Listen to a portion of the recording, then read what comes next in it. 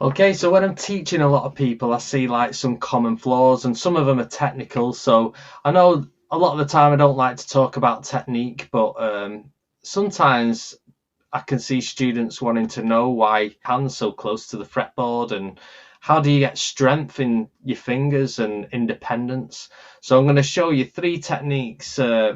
One's going to give your fingers independence to be able to move, because I know sometimes when you say third finger, move this, and then you could be looking at your hand and you could be like, move, move, and all your other fingers move, but bar the one that you want to move. So we need to get independence.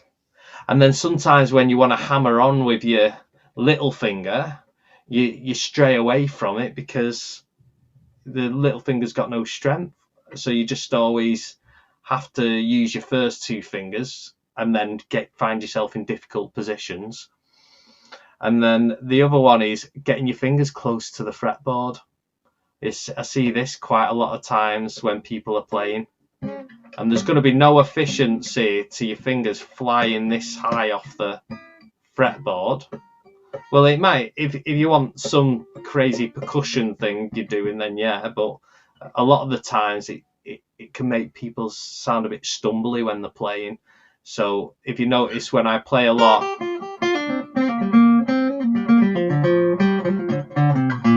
I'm close to the fretboard. It's like my fingers are glued to it. All right, so the first exercise, I call it the crab. I don't know if it's got a name, but this is to give independence to your fingers. So you want to move your first and third. Start with all your fingers on the top string. It doesn't matter where it is on the fretboard. The smaller the frets, the better. So a bit midway up. And what I want you to do is only move the first and third at the same time onto the next string. You're not allowed to move your second or fourth, so I'll do that again. So first and third. And then your second and fourth have to overtake to the string below that. And they have to happen at the same time. Now if you've never done this before, this is going to seem a bit taxing.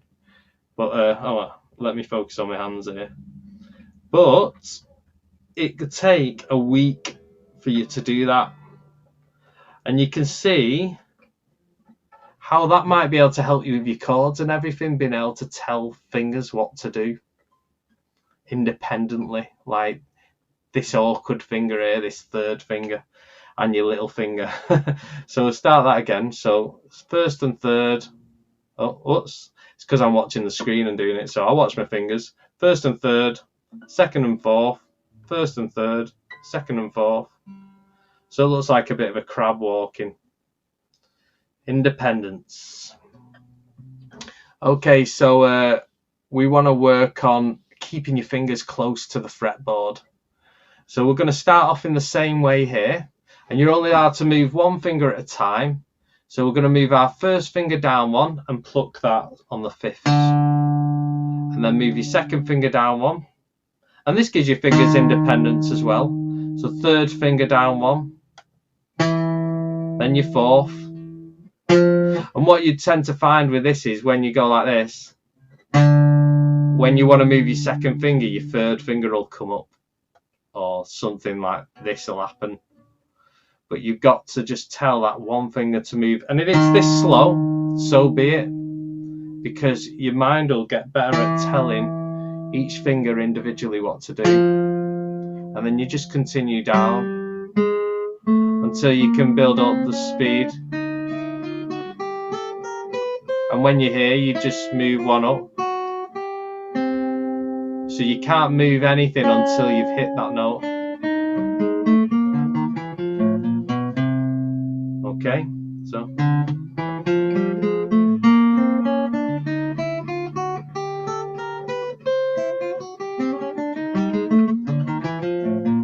So that's helping to keep your fingers sort of planted to the fretboard.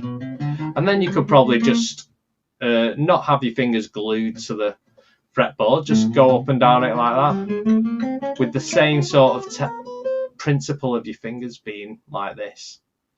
Now, a lot of people play like this. You might find it tricky if your thumb's over the top. You've got to sort of have a natural grip like that and stick it under there, so you've got freedom like this.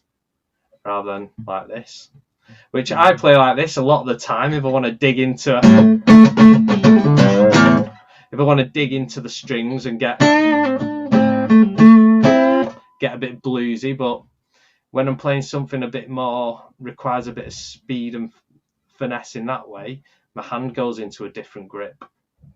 So yeah, you might want to say to yourself, right, I'll go up 5 frets and back down frets, and I'll do that once a day.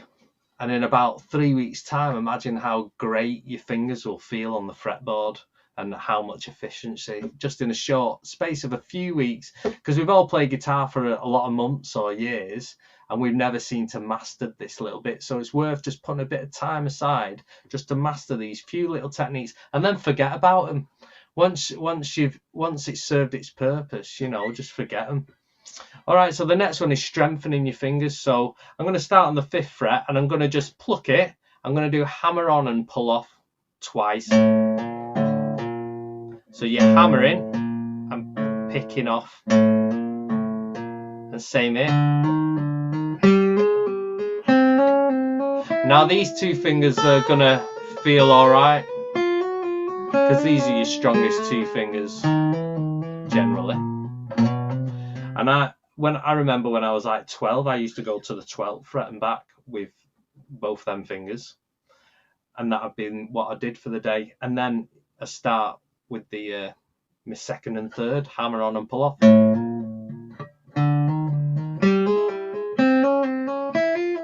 Give them the same strength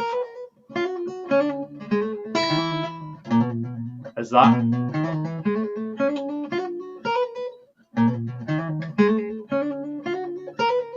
Bit harder on acoustic. If you've got an electric, try this. And then the same strength with the 3rd and 4th finger. So just start off slow.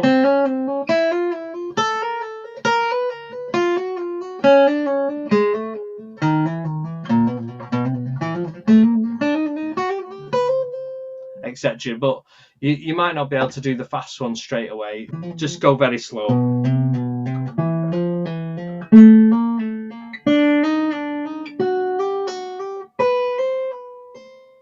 Okay, so that's we've got the crab for getting a bit more independence between fingers. We've got holding our fingers flat against the boards for sort of more efficiency. And then we've got this one, which is like a proper aerobics workout for your fingers, strengthening up. I can feel already, God, it's been some time since I've done that. I can feel their muscles work, and I can imagine if I just did that for a month, my hands would feel like a steel grip. So yeah, really good exercises. Let me know how you get on with them. Hope you enjoy them. See if it improves your playing. All right, thank you.